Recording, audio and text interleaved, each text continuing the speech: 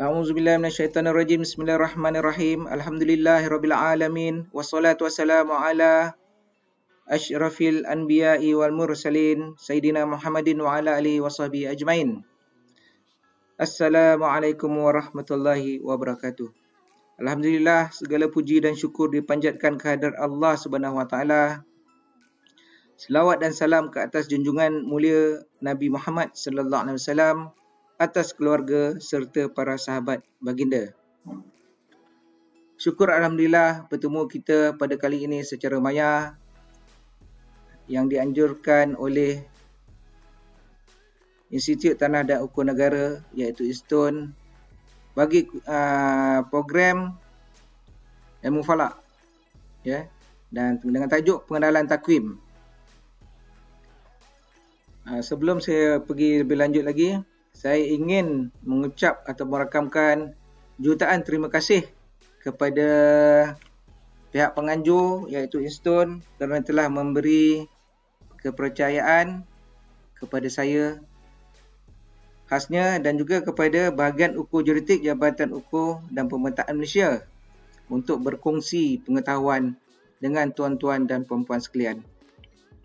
Tujuan saya bukanlah untuk mengajar tuan-tuan dan puan-puan sekalian, tapi sekadar berkongsi pengetahuan. Dan itu berikut adalah sedikit biodata diri saya. Nama saya Wan Kamil bin Wan Husin, dilahirkan pada 24 Ogos 1961 bersamaan 12 Rabiul Awal 1381 di Alor-Setar Kedah. Telah berkahwin, mempunyai seorang isteri dan 5 orang cahaya mata, terdiri dari 2 lelaki dan 3 perempuan.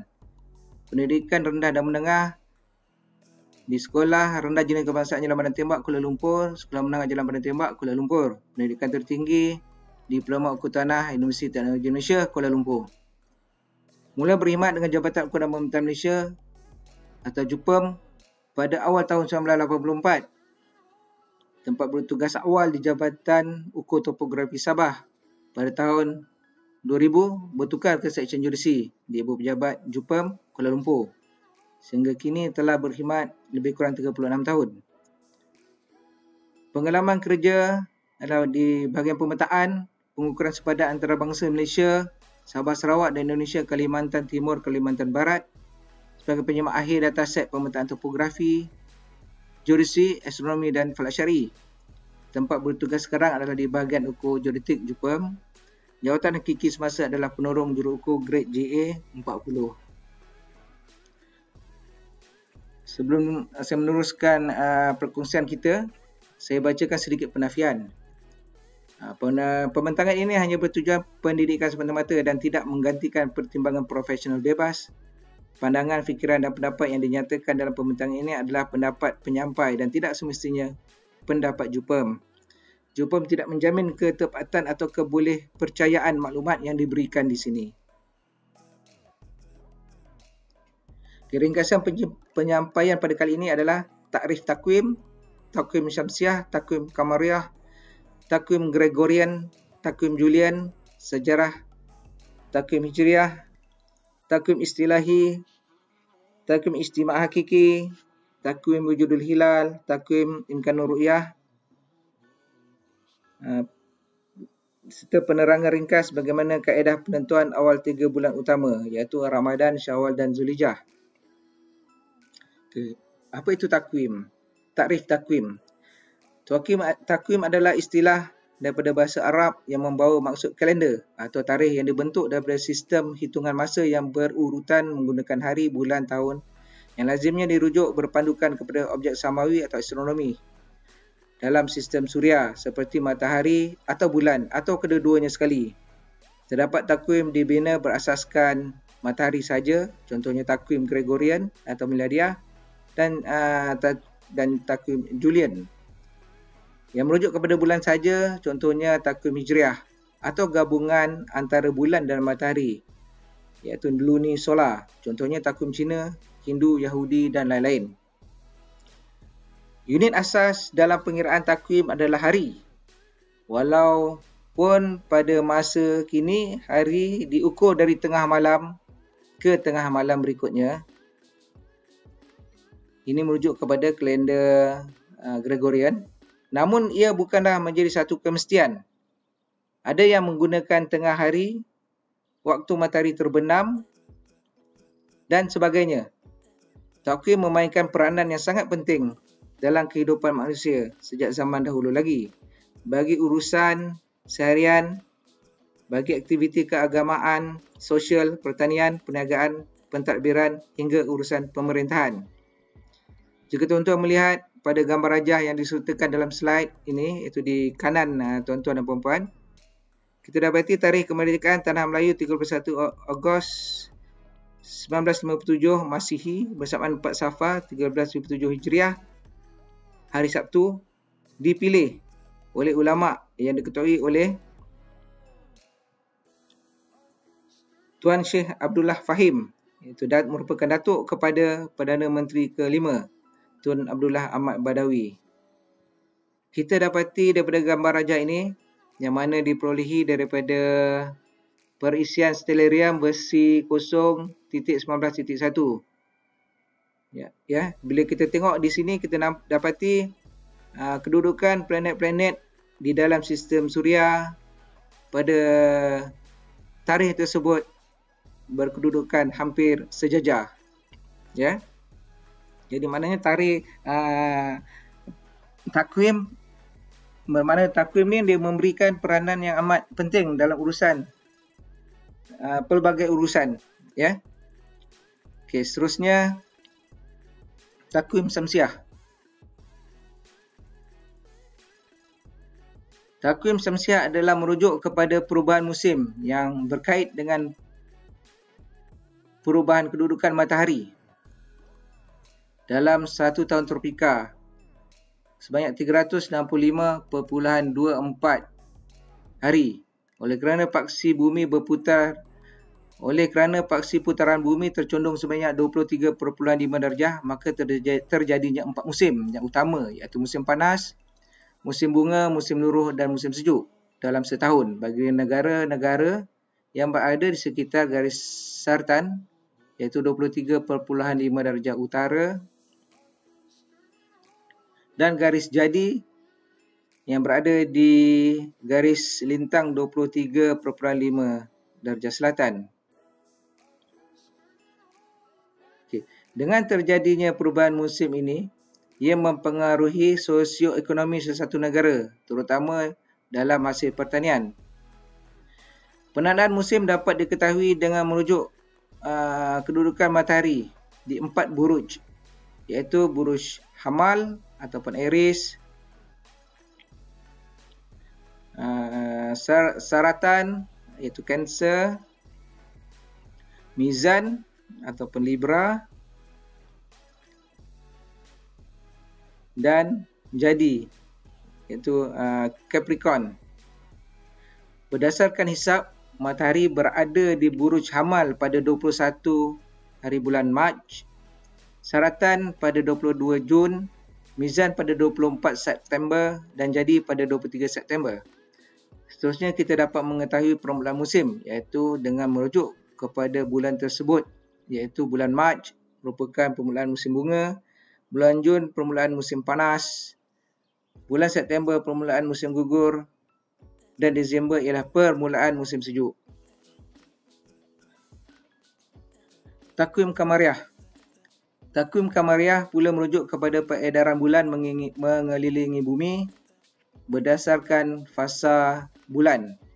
Dalam peredaran bulan terdapatnya 4 fasa utama yang dilihat dari bumi, iaitu fasa pertama Ijtima' ataupun conjunction dalam bahasa Inggerisnya, merupakan fasa peralihan dari bulan lama ke bulan baharu. Okay. Kemudian fasa kedua, bulan pada suku pertama, first quarter. Bagi fasa ketiga, bulan pada suku kedua, berlakunya bulan purnama. Dan fasa keempat, third quarter, bulan berada pada suku ketiga. Okay. Seterusnya pusingan dalam pusingan setahun bulan mengelilingi bumi terjadi sebanyak 12 kali ijtima'. Kita boleh dapat kiraan ini melalui 354 hari Hijriah dibagikan dengan 29.53 hari dalam bagi satu bulan sinodik. Jadi kita dapat 11.98 atau bersamaan dengan 12 kali. Maknanya dalam setahun tu berlakunya 12 kali ijtima'. Okey.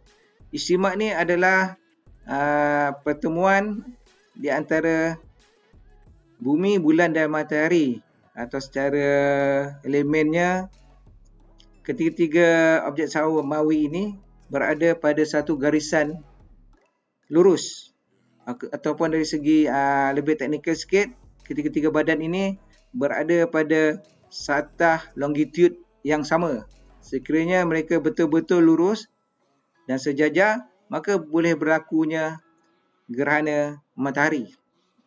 Okey, dalam surah Al-Taubah ayat 36 membawa maksud bahawasanya bilangan bulan itu di sisi Allah 12 bulan di dalam kitab Allah dari hari Dia menjadikan segala langit dan bumi.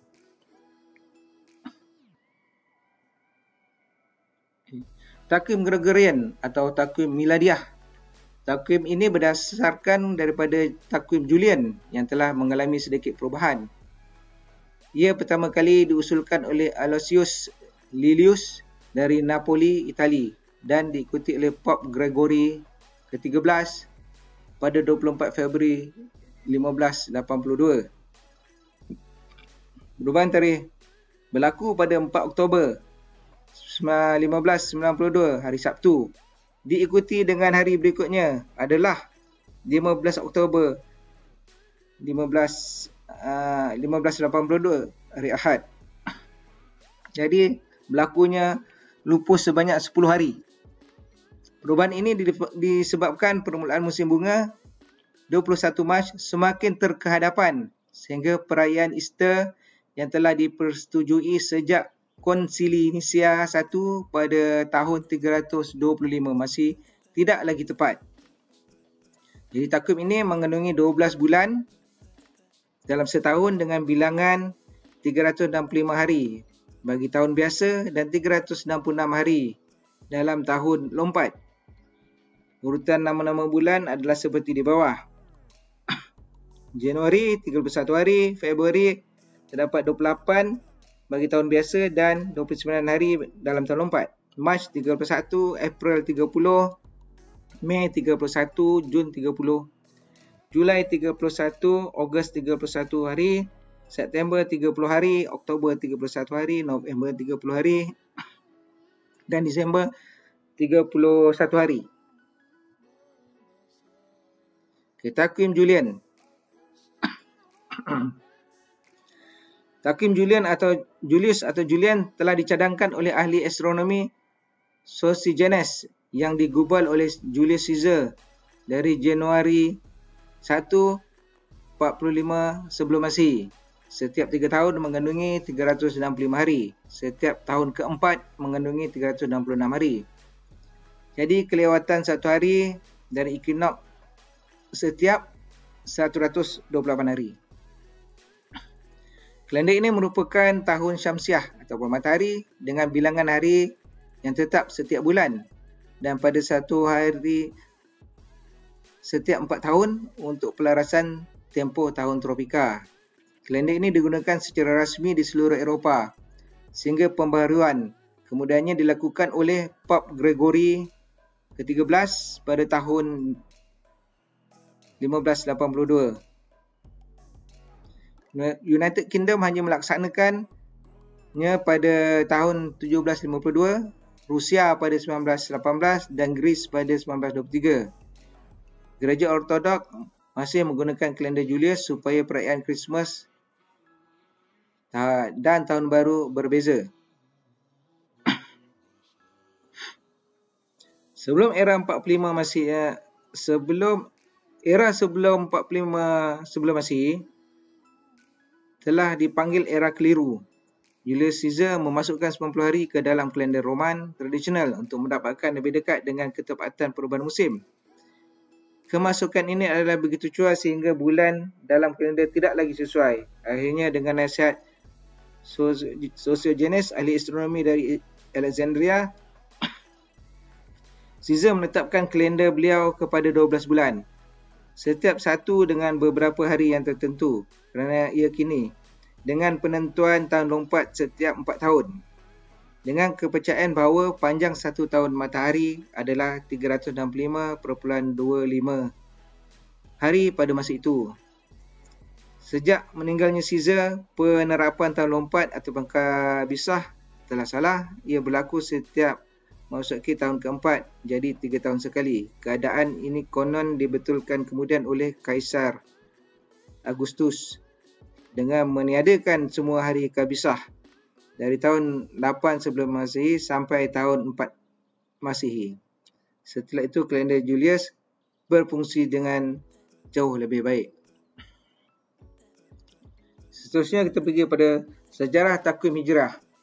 Mula diperkenalkan pada tahun 638 Miladiah atau Masihi oleh Sayyidina Umar Ibn Al-Khattab bersempena dengan penghijrahan baginda Rasulullah SAW dari kota Mekah ke kota Madinah dalam tahun 622 Miladiah. 1 Muharram, 1 Hijrah adalah bersamaan dengan 16 Julai 622 Miladiah. Tahun baru disambut setiap 12 kali kenampakan hilal ataupun anak bulan. Berikut adalah dalil daripada Al-Quran, surah Al-Taubah ayat 36. Maksudnya, bahawasanya bilangan bulan itu di sisi Allah 12 bulan di dalam kitab Allah. Dari hari dia menjadikan segala langit dan bumi. Dari surah Al-Baqarah ayat 189, maksudnya mereka bertanya kepadamu tentang bulan sabit. Katakanlah bulan sabit itu adalah tanda-tanda waktu bagi manusia dan bagi ibadat haji. Dari surah Yunus ayat 5, maksudnya dialah yang menjadikan matahari bersinar dan bulan bercahaya dan ditetapkan manzilah-manzilah iaitu orbit bagi perjalanan bulan itu supaya kamu mengetahui bilangan tahun dan perhitungan waktu. Allah tidak menciptakan yang demikian itu melainkan dengan hak. Dia menjelaskan tanda kebesarannya kepada orang-orang yang mengetahui. Jenis-jenis takwim hijrah pula. Ada pelbagai jenis takwim dalam takwim hijrah. Salah satunya adalah takwim istilahi. Bilangan 12 bulan dalam setahun yang terdapat di dalam takwim ini disusun secara berselang-seli di antara 30 hari dan 29 hari untuk menjadikan 354 hari bagi tahun biasa iaitu basitah dan 355 hari bagi tahun lompat kabisah dalam setahun.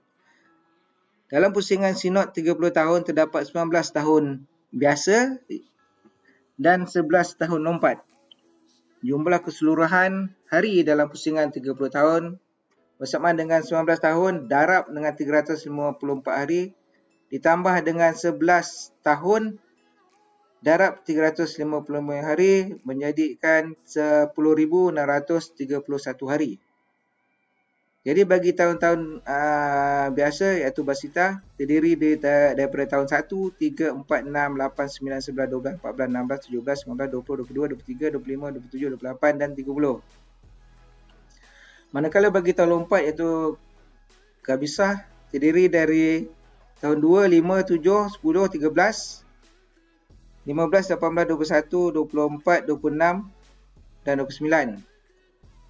Terdapat 12 bulan dalam setahun iaitu Muharram 30 hari, Safar 29 hari, Rabiul Awal 30 hari, Rabiul Akhir 29, Jamadil Awal 30, Jamadil Akhir 29, Rajab 30, Syakban 29, Ramadan 30, Syawal 29, Zulkaidah 30, Zulhijjah 29 atau 30 hari. Kaedah ini hanya digunakan untuk membuat anggaran tarikh hijrah saja dan bukan untuk takwim ibadat.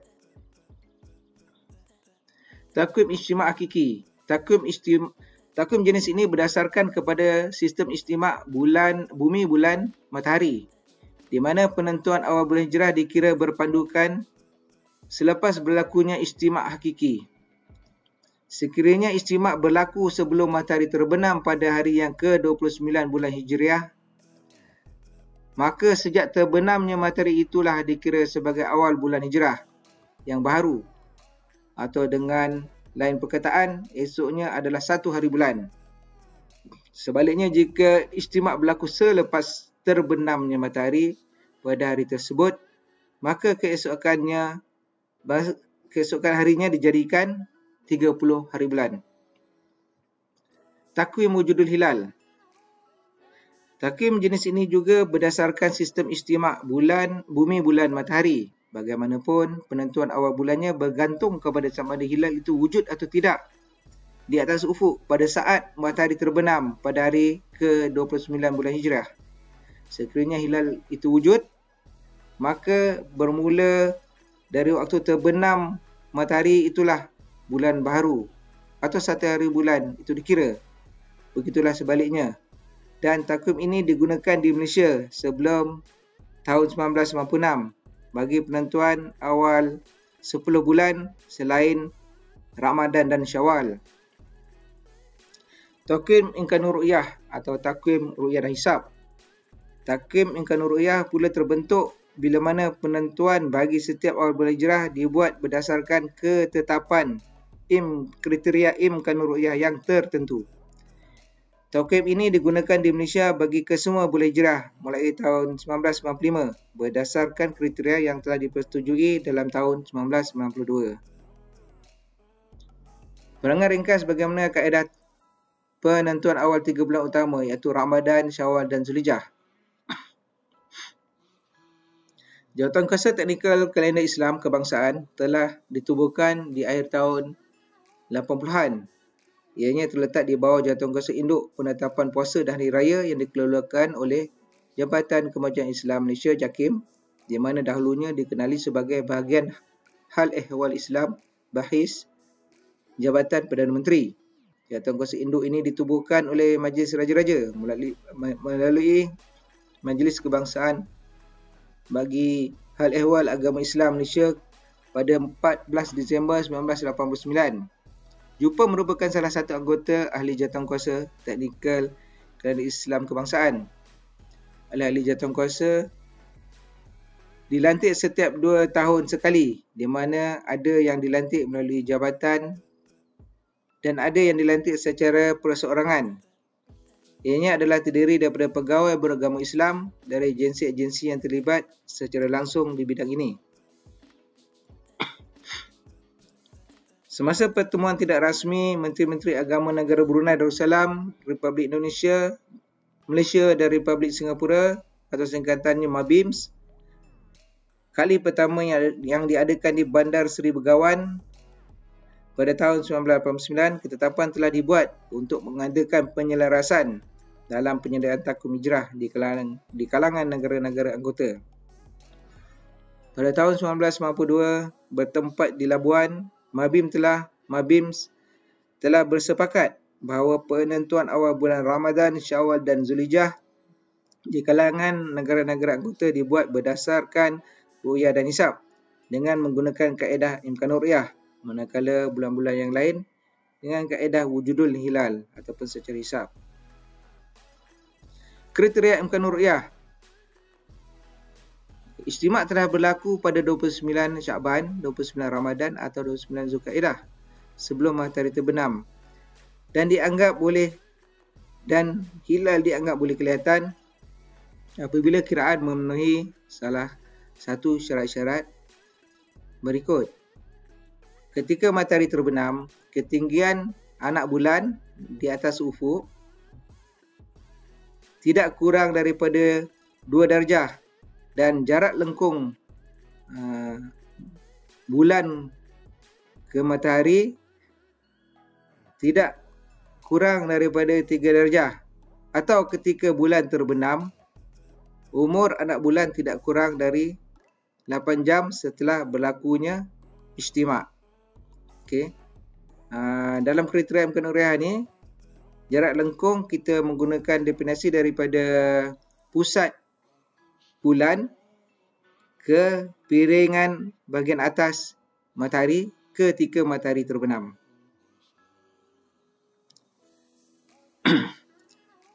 Jadi nampaknya setakat inilah saja perkongsian kita pada kali ini. Semoga dengan perkongsian ini sedikit sebanyak dapat menambah pengetahuan tuan-tuan dan puan-puan sekalian. Penyampai juga saya juga ingin memohon kemaafan bagi sebarang kekurangan dan kesilapan. Segala yang baik itu datangnya dari Allah Subhanahu Wa Taala dan segala kekurangan pula dari kelemahan diri saya sendiri. Wassalamualaikum warahmatullahi wabarakatuh. Wallahu alam. Sekian, terima kasih.